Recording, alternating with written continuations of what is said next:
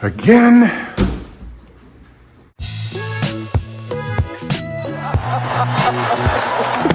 Oh, wow!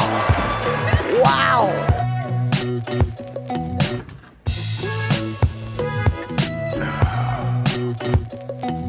Damn it. How do I keep forgetting this? How do I keep forgetting this?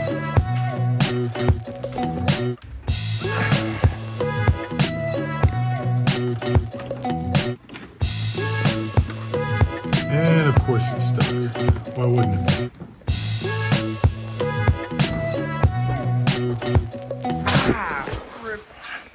Good luck surviving that. That was a wicked body shot he just took there. Wow. Mother. I don't want to get off to a bad start. Let's try to have a good show today, okay? This is the very last time that I disconnect this tent like this.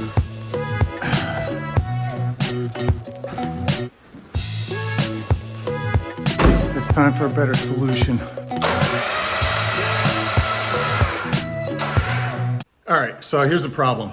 I got ADD, lifelong diagnosed as a kid. And while it's sort of a superpower when it comes to thinking outside the box and coming up with tricky solutions for things, it makes me extremely distractible. And so when I'm setting up camp and closing down when it's time to go, if there's anything going on at all, I'm off in one direction or the other, and I forget to put things in the tent. You got a table inside?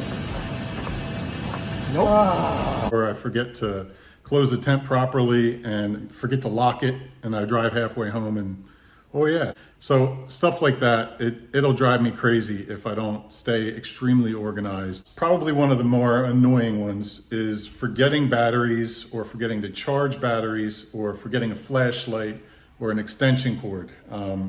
I get to the campsite at like 10 o'clock at night. I pop the tent. And this is where we've ended up. And it's all because of me that we're here now. So my solution for that was to just run power from the Jeep into the tent. So I always have it. I get to the campsite, I open the tent, I push a button, and I got power in the tent. So my first idea for getting power up into the tent was to install these USB ports in the back side of my sound pods. These are operable individually, so I could use this one to power my lights and accessories and stuff inside the tent, and then I can use this other one on the passenger side to power my floodlights on the passenger side of the Jeep. At the time, I only had lights on the passenger side underneath the tent fold down. These are also operable through the Switch Pros app, so I can turn them on and off individually. This is important because there are times when I want to have the interior lights on, but not the floodlights, and when I want to have the floodlights on, but not the interior. And these worked okay, but unfortunately, they did have a couple drawbacks. The first being that my hub inside the rooftop tent had a cord that was about 8 inches too short to reach out the tent inside the soft top here and around the cage to the back of the pod where you plug it in here. So I wound up having to use extensions, these extensions in particular. And this just introduced one more thing that I could possibly forget to bring with me to the campsite. And if I forget this, then I have no power into the tent. Another drawback was the fact that I had to fish my cords through that little opening right there to get to the inside of the Jeep, unless I wanted to put them through the window and leave the window open all night. And there's lots of stuff, as you saw from the beginning of the video, lots of stuff in there for the cords to get snagged on when I try and pull them out. And once I managed to get both cords through that hole, I'd have to reach around to the back side of the sound pod with the USB and try and fish it into this little hole. And that got old pretty quick. And just about the time I started to really get sick of playing hide and seek with USB plugs in these ports, I decided that I not only wanted to have floods on that side, but I wanted to have them on the driver's side too, in case I wanted to set up tables and hang out on the driver's side of the Jeep. So what I wound up doing is running a jumper wire from that USB plug over there, and I installed a plug, this time in the front of the pod where I could actually see it. This is an SAE style plug, and in hindsight, I kind of wish I would have just gone with a couple of these for the interior accessories and the exterior floods, and just done that in the first place and not mess with the USB, or at least put the USB inside the tent instead of in the Jeep. So what I think I'm going to do is put another SAE plug in here next to this one, and I'll finally be able to get rid of these extension cords. And by a long shot, the most annoying part of the way that I have this set up is this right here. Without fail, every time we go camping, I end up closing the tent up before I suck these cords up inside. And on the rare occasion, I actually drive all the way home, unbolt the tent, and try and lift it up off the rack with these still attached to the sound pod. That's what you saw in the beginning of this video.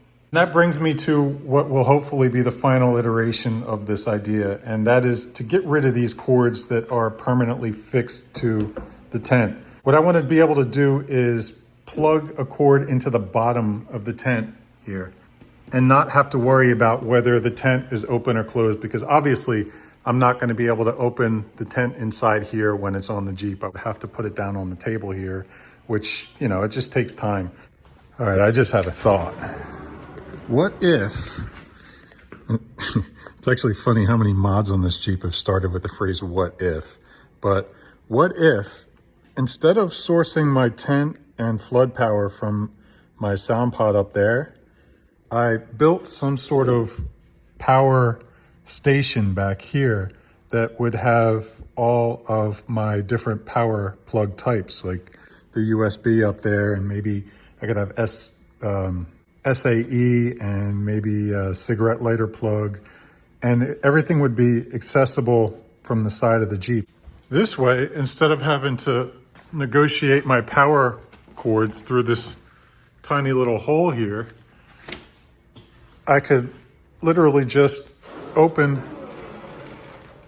partially unzip my soft top window here, sneak the wires out here, run them up, and plug them into the bottom of the tent back here. Another advantage to this is that this is where my fridge normally sits, right up on top of my box here. And the way that I power my fridge, at least up until now, is this loose wire down here.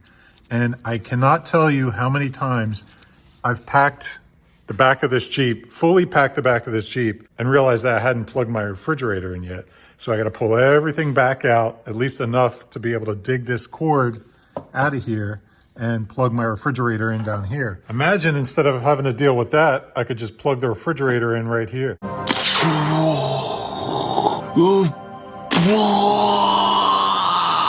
So it's been about a week and I'm getting a little fancy now.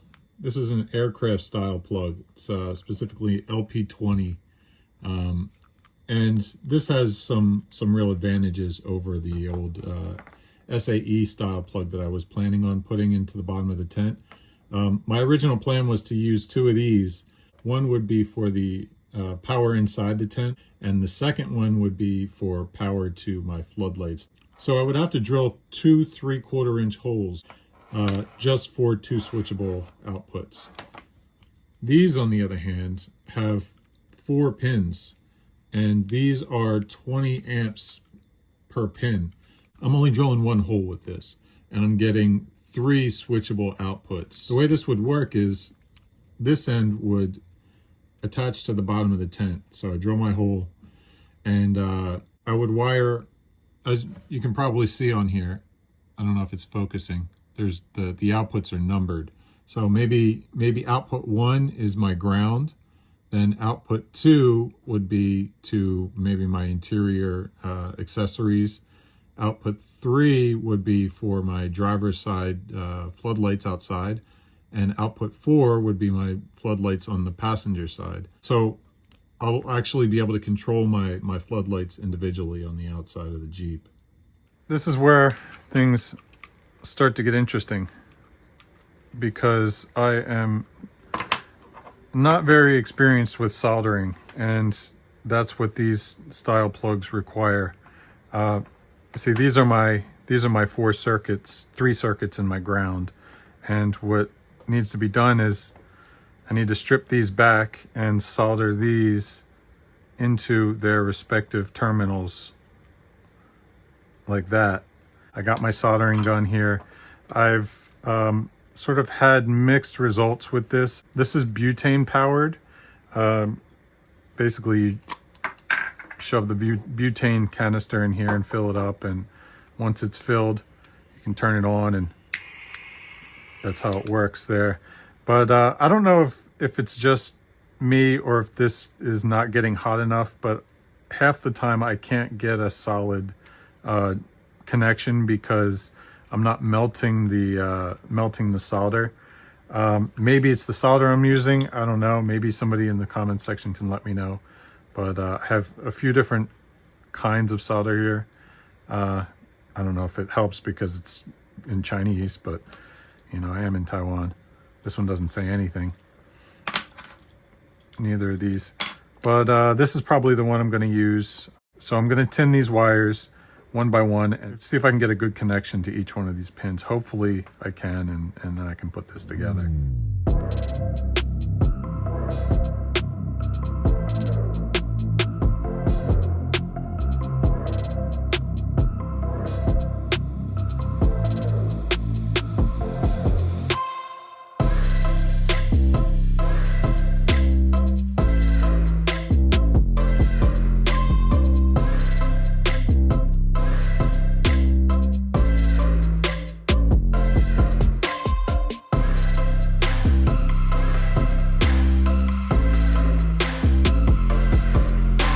What the hell is that? Now you can see what I'm up against. I've got to rethink my inks. After fighting with this soldering iron and the rest of this stuff for, I don't know, 30 minutes or so the other night, I came up with a trick. If you can see that in scale with my finger, that's a piece of solder. What I started doing was cutting off little, I don't know, 1/4 inch lengths of solder and then folding them in half and stuffing them in the cups. I heat the cup up and the solder melts, and once the solder is nice and juicy, all I have to do is just shove the wire in, let it sit for a second and let go, and it stays. And that seems to be getting pretty solid connections. I tugged on these real good and they're not going anywhere. Another thing I did was build this little wooden jig here. It's basically just to hold the socket in place as I solder the connections. And so what I did was I drilled the hole a little bit bigger and wrapped tape around the socket and numbered the connections. So this one is number 4, and I know from my little note here that number 4 is a yellow wire. So what I would do is very carefully get my little piece of solder here. It's probably not focusing, but delicately shove that in the cup. You're the doctor having so much fun. Like that. Get my soldering iron nice and warm. Hot, hopefully. Put some heat on that cup. Get it nice and juicy. And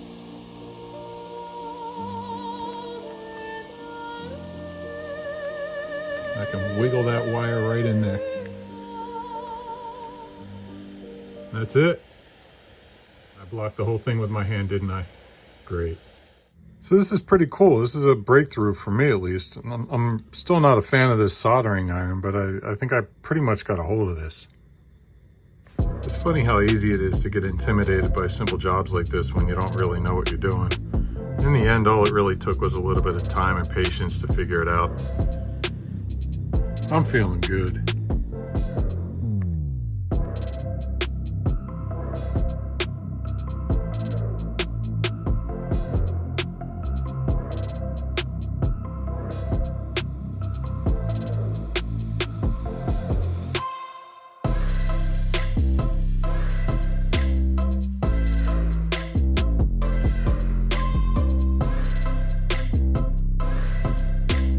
You might think that people with ADHD just simply can't attend to anything. They really can't focus. But that's simply not the case. People with ADHD can have a hyper focus, an incredible ability to focus on things that they really enjoy or are intrigued by.